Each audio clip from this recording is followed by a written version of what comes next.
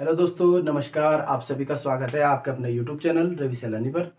जैसे कि दोस्तों आप जानते हैं कि मैं आपको इससे पिछली बार मैंने हिस्ट्री की वीडियो पढ़ाई थी और यहाँ पर हमने जो मध्यकालीन हिस्ट्री थे, मध्यकालीन इतिहास के 5 वंश थे, उन 5 वंश को कंप्लीट किया था। जिसमें आपको मैंने पढ़ाया था गुलाम वंश, खिलजी वंश, तुगलक वंश, सैयद वंश और लोधी वंश। ठीक है दोस्तों। परंतु अब मैं क्या करने जा रहा हूँ, बिल्कुल नए तरीके से आपको शुरू से बिल्कुल सिलेबस कंप्लीट करने की कोशिश कर रहा हूँ। तो इसी संदर्भ में हम जो पहले वीडियो देखेंगे हम आपका हिंदी की। और हिंदी में जो चैप्टर आपके जैसे मैंने संधि वगैरह, वर्णमाला वगैरह पढ़ाए हैं, तो इसमें आपको जो पहला चैप्टर छूट रखा है वो है आपका हिंदी भाषा का उद्भव एवं विकास। तो इस हिंदी भाषा के उद्भव एवं विकास वाले चैप्टर को हम क्या करेंगे, पहले कंप्लीट करेंगे। इसको कंप्लीट करने के पश्चात फिर उत्तराखंड का ये पहला चैप्टर पढ़ेंगे, फिर ऐसे ही ज्योग्राफी का पहला चैप्टर, फिर इकोनॉमिक्स का पहला चैप्टर, हिस्ट्री का पहला चैप्टर, ठीक है, और पॉलिटिकल साइंस का पहला चैप्टर, ठीक है। फिर ऐसे करके हम क्या इसको आगे बढ़ाते जाएंगे, ठीक है दोस्तों।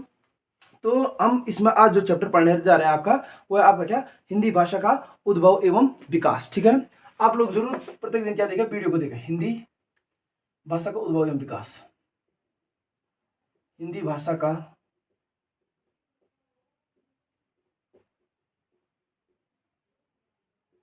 उद्भव एवं विकास। ठीक।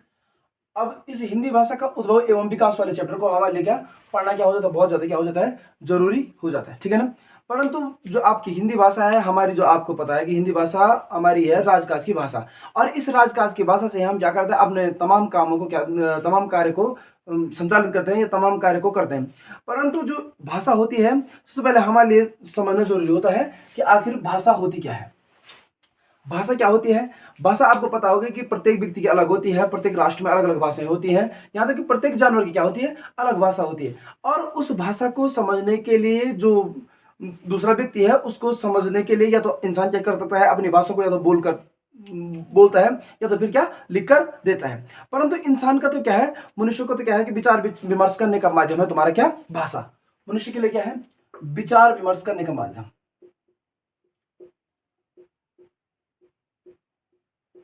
विचार विमर्श करने का माध्यम। ठीक है ना। मनुष्य का क्या है, विचार विमर्श करने का माध्यम है आपका क्या, भाषा। ठीक है ना।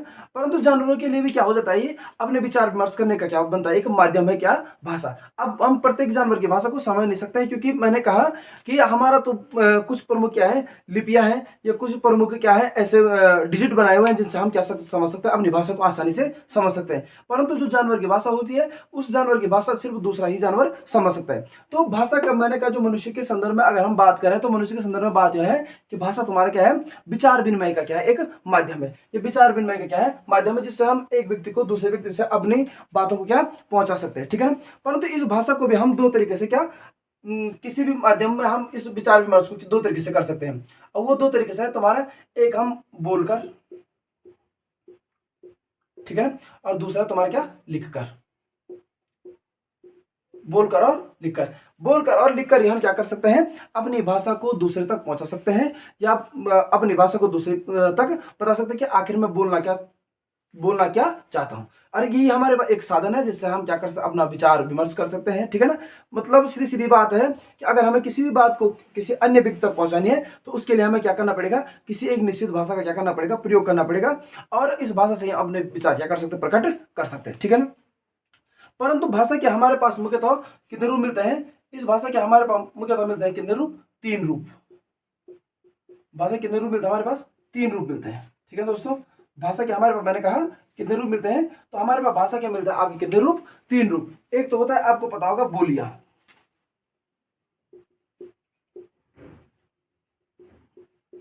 एक क्या होता है, बोलियां। ठीक है ना। दूसरा होता है परिनिष्ठित भाषा,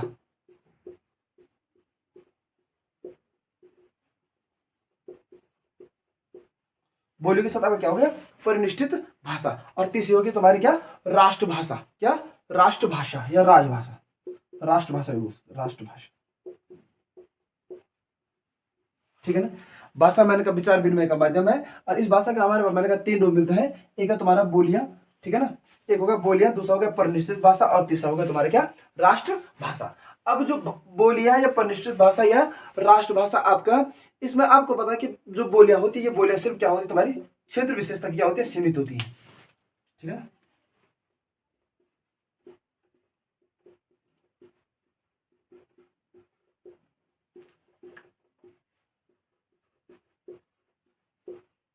बोलियां हमारी क्या होती हैं, क्षेत्र विशेषता की क्या होती है आपकी, सीमित होती है। और भारत में लगभग लगभग कितनी, 600 बोलियां बोली जाती है भारत में।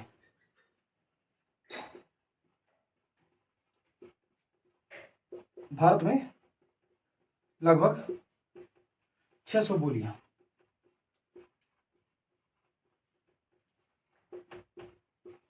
बोली जाती हैं। कितनी बोलियां बोली जाती हैं भारत में, लगभग कितनी बोलियां बोली जाती हैं, 600 बोलियां बोली जाती हैं, ठीक है ना। अब मैंने कहा बोलियां हैं, तो ये क्षेत्र विशेषता की होती है, परंतु मैंने कहा भारत में लगभग कितनी बोलियां बोली जाती है आपकी, 600 बोलियां क्या की जाती हैं, बोली जाती हैं, ठीक है ना। दूसरा इसी में आता है आपका क्या, परिनिष्ठित भाषा, ठीक है ना। अब परिनिष्ठित भाषा का अर्थ यहाँ पर आप समझ सकते हैं, परिनिष्ठित भाषा का अर्थ है यहाँ पर किससे, मानक भाषा से। कैसी भाषा से, मानक भाषा से, परिनिष्ठित भाषा। और इस परिनिष्ठित भाषा को मैंने कहा आप किससे समझ सकते हैं, यहाँ पर मानक भाषा से इसको समझ सकते हैं। और खास करके मानक भाषा कैसी होनी चाहिए आपकी, व्याकरण निष्ठ, मतलब व्याकरणिक, ठीक है ना, व्याकरण निष्ठ। ये मानक भाषा कैसी होनी चाहिए आपकी, व्याकरणनिष्ठ होनी चाहिए, ठीक है ना। पहले मैंने कहा बोलियां, बोली के साथ परिनिष्ठित भाषा, परिनिष्ठित भाषा के सामने देखा राष्ट्रभाषा। अब इस जब हमारे पास भाषा के 3 रूप मिले, तो इसमें से बोलियां हम देखा 600 विशेषता की सीमित है। भारत में लगभग लगभग कितनी, 600 बोलियां आपकी क्या की जाती है, बोली जाती है। दूसरा हम देखा परिनिष्ठित भाषा, परिनिष्ठित भाषा का अर्थ है यहाँ पर मानक भाषा से, मानक भाषा मतलब वो क्या होनी चाहिए आपकी, व्याकरणनिष्ठ होनी चाहिए, ठीक है ना। अब आपको पता होगा जो आपकी व्याकरणनिष्ठ होती है, इसको कहते हैं हम क्या, स्टैंडर्ड लैंग्वेज। क्या कहते हैं, स्टैंडर्ड लैंग्वेज, ठीक है ना, स्टैंडर्ड लैंग्वेज, ठीक। स्टैंडर्ड लैंग्वेज या आपकी सीधे सीधा हम बोल सकते हैं, इसी मानक भाषा को हम आपकी बोल सकते हैं क्या, राजकाज की भाषा या शिक्षा की भाषा। कैसी भाषा, राजकाज या शिक्षा की भाषा, राजकाज या शिक्षा साहित्य की भाषा।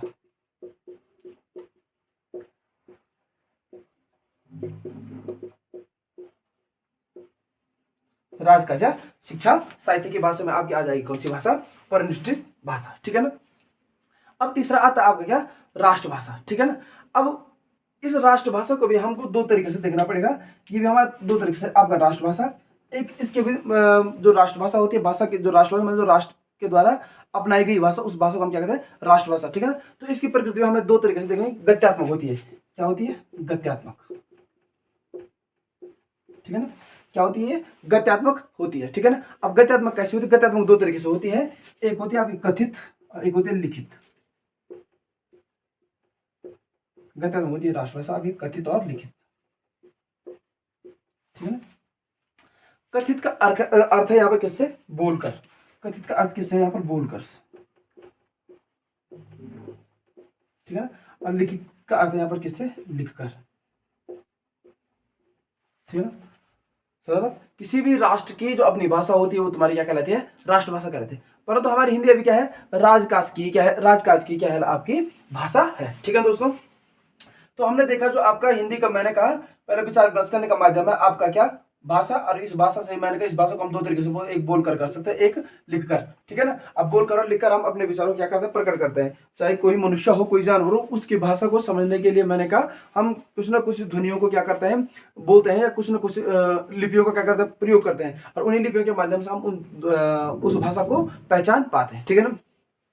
अब यहाँ पर हमने देखा जो भाषा के 3 रूप है हमारे पास, एक है बोलियां, दूसरा परिनिष्ठित भाषा और तीसरा है राष्ट्रभाषा। तो बोलियां हमारे मैंने कहा क्षेत्र विशेषता की क्या होती है आपकी, सीमित होती है बोलियां, ठीक है ना। भारत में लगभग कितनी बोलियां बोली जाती है आपकी, 600 बोलियां बोली जाती हैं। उसके बाद हम देखा परिनिष्ठित भाषा। परिनिष्ठित भाषा यहाँ पर मैंने कहा मानक भाषा या स्टैंडर्ड लैंग्वेज कहते हैं। स्टैंडर्ड लैंग्वेज क्यों कहते हैं, क्योंकि क्या होती है आपकी व्याकरणनिष्ठ होती है। और व्याकरणनिष्ठ होने के समय मैंने कहा शिक्षा साहित्य और राजकाज की भी क्या हो आपकी भाषा होती है, परिनिष्ठित भाषा। राष्ट्रभाषा मैंने कहा, राष्ट्र मैंने किसी राष्ट्र की जो अपनी निजी भाषा उसे हम राष्ट्रभाषा कहते हैं। और ये राष्ट्रभाषा मैंने क्या होती है आपकी, गत्यात्मक होती है। गत्यात्मक कैसे, इसको हम कथित कथित मतलब बोलकर और लिखित मतलब लिखकर भी इसका प्रयोग कर सकते हैं, ठीक है ना। ये था इसके बारे में। अब आपको पता होगा संसार में लगभग लगभग क्या 3000 प्रकार की क्या बोली जाती है, भाषाएं बोली, लगभग विश्व में लगभग कितनी भाषाएं बोली जाती हैं, 3000 प्रकार की, ठीक है ना। मैं इसको मिटा रहा हूँ, आप इधर से देखिएगा। विश्व में लगभग मैंने कहा 3000 क्या बोली जाती है आपकी भाषाएं बोली जाती है, ठीक है ना।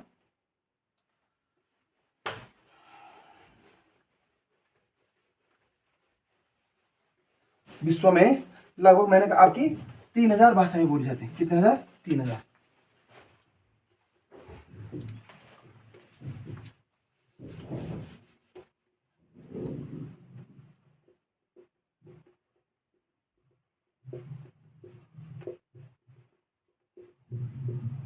लगभग 3000 भाषाएं, लगभग बोल रहा हूँ मैं, ठीक है ना।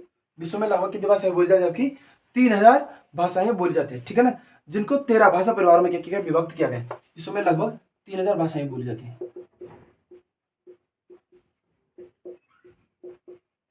ठीक है ना। और इन 3000 बोलियों को, 3000 भाषाओं को मैंने क्या किया, इन जो विश्व में लगभग 3000 भाषाएं बोली जाती हैं और संसार की लगभग 3000 भाषाएं बोली जाती है, तो इसके बाद मैंने कहा इनको 13 भाषा परिवार में क्या किया गया है? विभक्त किया गया है। इन 3000 भाषाओं को 13 भाषा परिवार में विभक्त किया है, 13 भाषा परिवार में विभक्त।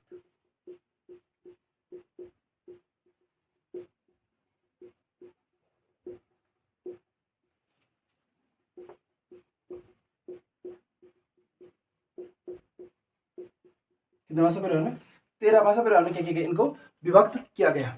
अब इन जो आपके पता होगा, जो 13 भाषा परिवार है, इन 13 भाषा परिवार में से आपको पता होगा कि जो भारत में भी है, भारत में लगभग कितने? 4 भाषा परिवार है, और उसमें भारत का भाषा परिवार है वो है आपका कौन सा? भारूपी है, ठीक है ना। प्रमुख जो सबसे बड़ा भाषा परिवार है हमारा भारत में, सबसे बड़ा भारत भाषा परिवार है वो हमारे पास क्या? भारूपी है।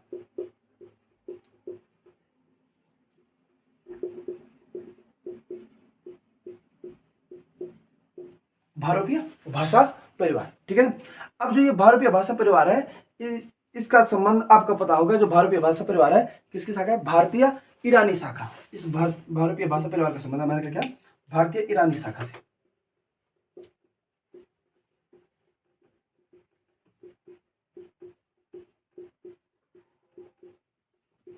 भारतीय भाषा परिवार का संबंध किससे आपका? भारतीय ईरानी शाखा। और इस भारतीय ईरानी शाखा संबंध आपका किससे है? हिंदी से। किससे? हिंदी से। भारतीय ईरानी शाखा, और इस भारतीय ईरानी शाखा का संबंध किससे? आपका हिंदी से, ठीक है ना। अब जब मैंने आपको बताया कि जो भारतीय भाषा परिवार है, ये भारत में सबसे बड़ा क्या आपका भाषा परिवार है, और इस भारतीय भाषा परिवार में मैंने कहा जो भारतीय भाषा परिवार है ये आपके भारतीय ईरानी शाखा से। किससे है? भारतीय ईरानी शाखा। और इस भारतीय ईरानी शाखा का संबंध आपका किससे है? हिंदी से, ठीक है ना। हिंदी का संबंध है किससे? भारतीय ईरानी शाखा से, ठीक है ना। अब जो ये भारतीय ईरानी शाखा है, इसको कितने वर्गों में विभाजित किया गया है? 3 वर्गों में। 3 वर्गों में विभाजित किया गया है।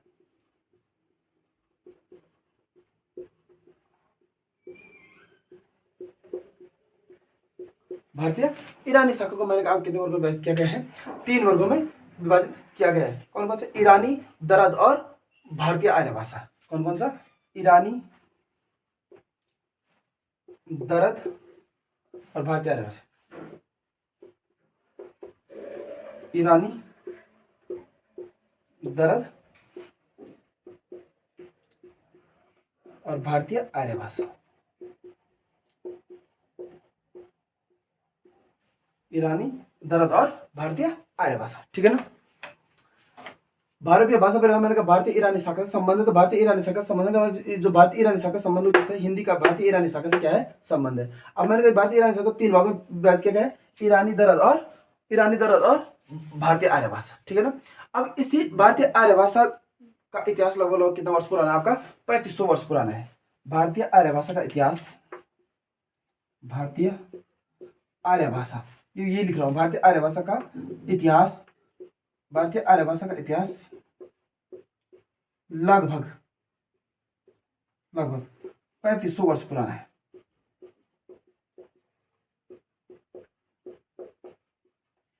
इस भारतीय आर्य भाषा का इतिहास मैंने कहा लगभग कितने वर्ष पुराना है?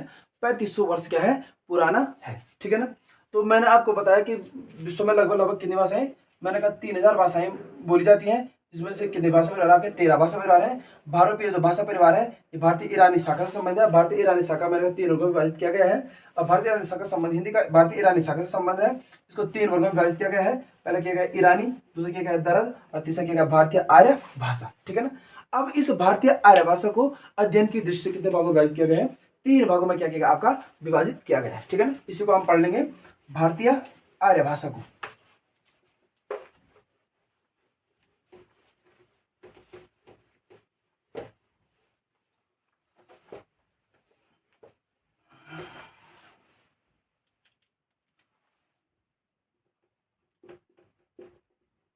भारतीय आर्य भाषा को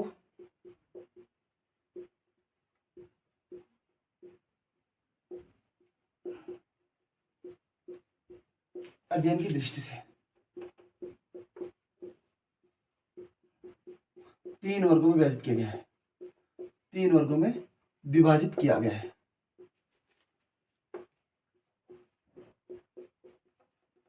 ठीक है ना। भारतीय आर्य भाषा को मैंने कहा अध्ययन की दृष्टि से कितने भागों में विभाजित किया गया है, 3 वर्गों में क्या क्या है विभाजित किया गया है। ठीक है ना, 3 भागों में या 3 भागों में क्या क्या विभाजित किया गया है। ठीक है ना। अब इसमें देखेंगे हम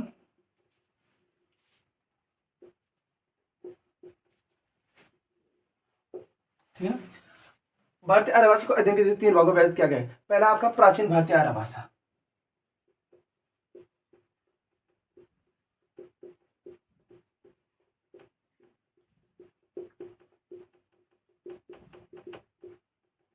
प्राचीन भारतीय आर्य भाषा। दूसरा आपका मध्यकालीन भारतीय आर्य भाषा,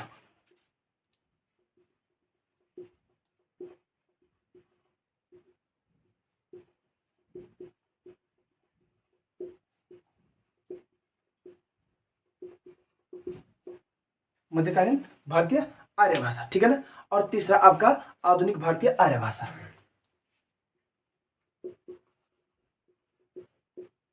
आधुनिक भारतीय आर्य भाषा। ठीक है ना। भारतीय आर्य भाषा को अध्ययन की दृष्टि से मैंने कहा 3 भागों में विभाजित किया गया है, प्राचीन भारतीय आर्य भाषा, मध्यकालीन भारतीय आर्य भाषा और आधुनिक भारतीय आर्य भाषा। ठीक है ना। अब इन सबका क्या है, अलग अलग आपका क्या है टाइम पीरियड है। ठीक है ना। इन सभी कालों का मैंने कहा आपका अलग अलग क्या है टाइम पीरियड। ठीक है ना। सबसे पहले हमने देखा प्राचीन भारतीय आर्य भाषा है 1500 ईसा पूर्व से 500 ईसा पूर्व, 1500 ईसा पूर्व से 500 ईसा पूर्व, 1500 ईसा पूर्व से 500 ईसा पूर्व आपकी क्या आ गई प्राचीन भारतीय आर्य भाषा। दूसरा था आपका 500 ईसा पूर्व से 1000 ईस्वी मध्यकालीन भारतीय आर्य भाषा, 500 ईसा पूर्व से 1000 ईस्वी पूर्व से 1000 ईस्वी आप क्या आ गई क्या मध्यकालीन भारतीय आर्य भाषा। ठीक है ना। और आधुनिक भारतीय आर्य भाषा आ गया तुम्हारी 1000 से लेकर वर्तमान तक। ठीक है ना, 1000 से लेकर वर्तमान तक।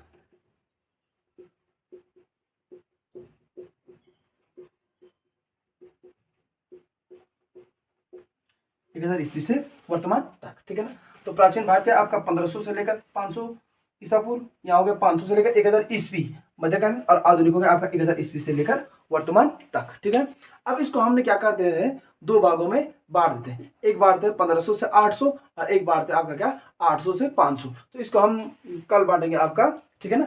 तो ये था आपका भारतीय आर्य भाषा के अध्ययन की दृष्टि से 3 वर्गों में विभाजित किया गया है, प्राचीन भारतीय आर्य भाषा, मध्यकालीन भारतीय आर्य भाषा और आधुनिक भारतीय आर्य भाषा। प्राचीन भारत का देख लिया आपने टाइम पीरियड 1500 ईसा पूर्व से 500 ईसा पूर्व, मध्यकालीन भारतीय आर्य भाषा का 500 ईसा पूर्व से 1000 ईस्वी और आधुनिक भारतीय आर्य भाषा 1000 ईस्वी से वर्तमान तक। ठीक है दोस्तों, तो आज के लिए इतना ही पढ़ते हैं, फिर हम कल पढ़ेंगे किसी नए टॉपिक के साथ। कल हम इसी को आगे बढ़ाएंगे, जब तक एक चैप्टर आपका कंप्लीट नहीं हो जाता है तब तक हम किसी दूसरे नए टॉपिक को शुरू नहीं करेंगे। तो हम कंटिन्यू क्या करते रहेंगे, आपका पढ़ते रहेंगे और इसी तरीके से आपका ग्रुप सी का जो सिलेबस है उस जितना भी डिजाइन किया गया है आयोग के द्वारा उसको पूरा क्या करेंगे कंप्लीट करेंगे। ठीक है ना। तो ये था आपका हिंदी भाषा का उद्भव एवं विकास से संबंधित कुछ महत्वपूर्ण तथ्य, जिन तथ्यों को आप याद करके आपको एग्जाम में थोड़ा बहुत क्या मिल सकती है सहायता मिल सकती है।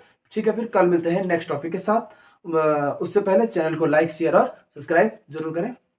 Thank you.